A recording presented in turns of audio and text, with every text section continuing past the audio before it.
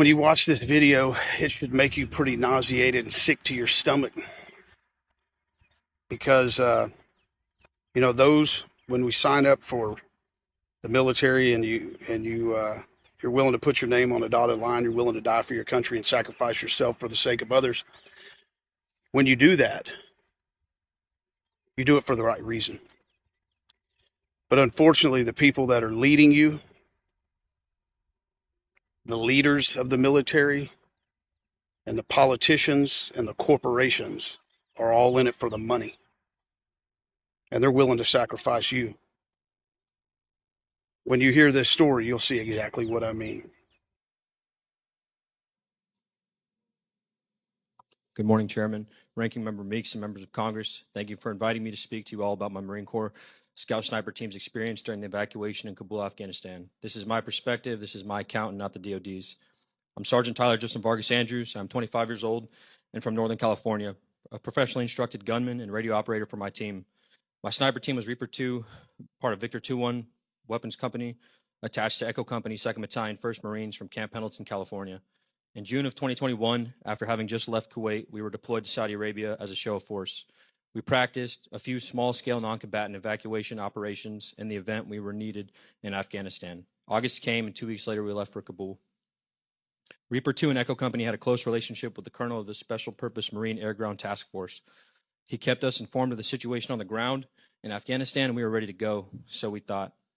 An infantry platoon of roughly 40 Marines and my assistant team leader left for Kabul on August 15th.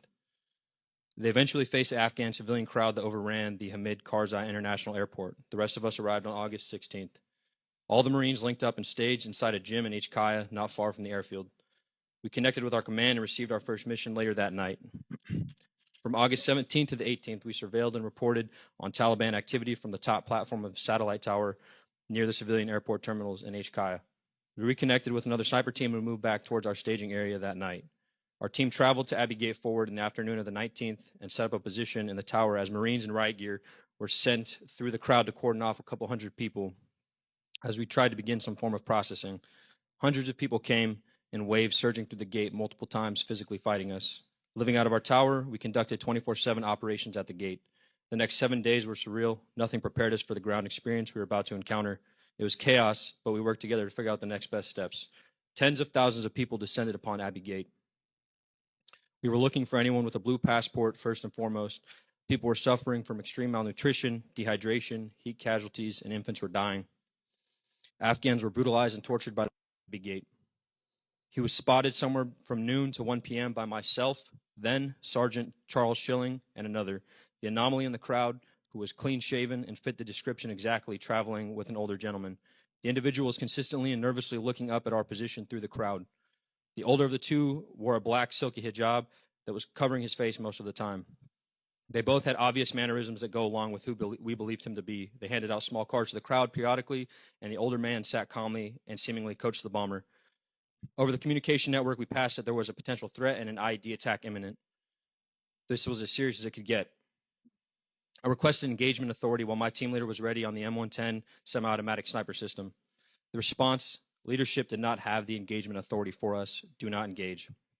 I requested for the battalion commander, Lieutenant Colonel Brad Whited, to come to the tower to see what we did. While we waited for him, psychological operations individuals came to our tower immediately and confirmed the suspect met the suicide bomber description. He eventually arrived and we showed him our evidence, the photos we had of the two men. We reassured him of the ease of fire on the suicide bomber. Pointedly, we asked him for engagement authority and permission. We asked him if we could shoot. Our battalion commander said, and I quote, "I don't know," end quote. Myself and my team leader asked very harshly, "Well, who does? Because this is your responsibility, sir." He again replied he did not know, but would find out. We received no update and never got our answer. Eventually, the individual disappeared. To this day, we believe he was a suicide bomber. We made everyone on the ground aware. Operations had briefly halted, but then started again. Plain and simple, we were ignored. Our expertise was disregarded. No one was held accountable for our safety. About 1730, Staff Sergeant Darren Hoover, friend and mentor,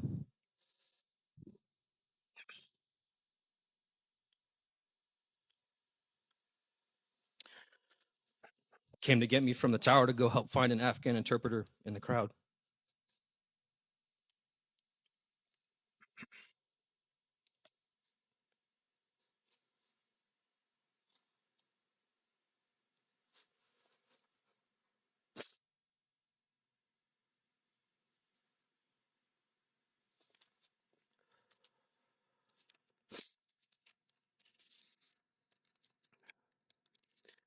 We found the interpreter and his brother, born with American passports. They told us of 5 family members still in the canal. I stayed there waiting for the family members, standing against a 2-foot canal wall. 10 minutes passed. Then a flash and a massive wave of pressure. I'm thrown 12 feet onto the ground, but instantly knew what had happened. I opened my eyes to Marines dead or unconscious lying around me.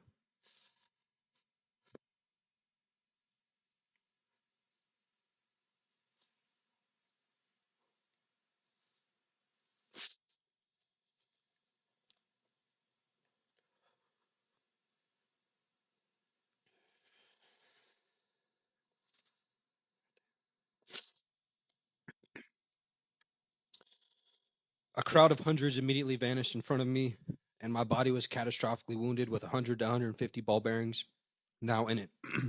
Almost immediately, we started taking fire from the neighborhood, and I saw how injured I was with my right arm, completely shredded and unusable. I saw my lower abdomen soaked in blood.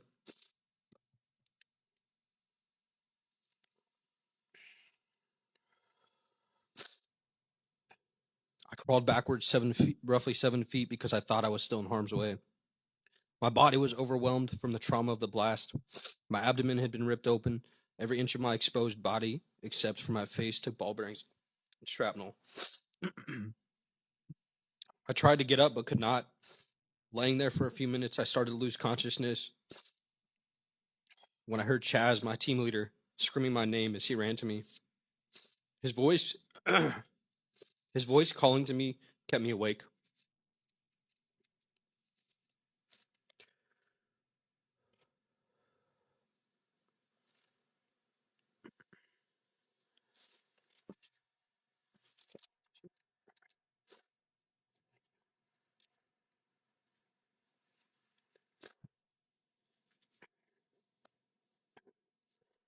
When he got to me, he dragged me to safety and immediately started triaging me, tying tourniquets on my limbs and doing anything he could to stop the bleeding and start plugging wounds with the help of the other Marines. I was awake through most of it, screaming, moaning, and cursing. I ask you to please ask me about getting shot at the tower in Abbey Gate and how no one wanted my report post-blast. Even NCIS and the FBI failed to interview me. Asked me to elaborate on my ordeal post-blast, and asked me about this one little girl and her family that I reunited. Our military members and veterans deserve our best because that is what we give to America. The withdrawal was a catastrophe, in my opinion, and there was an inexcusable lack of accountability and negligence. The 11 Marines, 1 sailor, and 1 soldier that were murdered that day have not been answered for. Thank you for giving me this opportunity to speak. Thank you, Sergeant, for that very powerful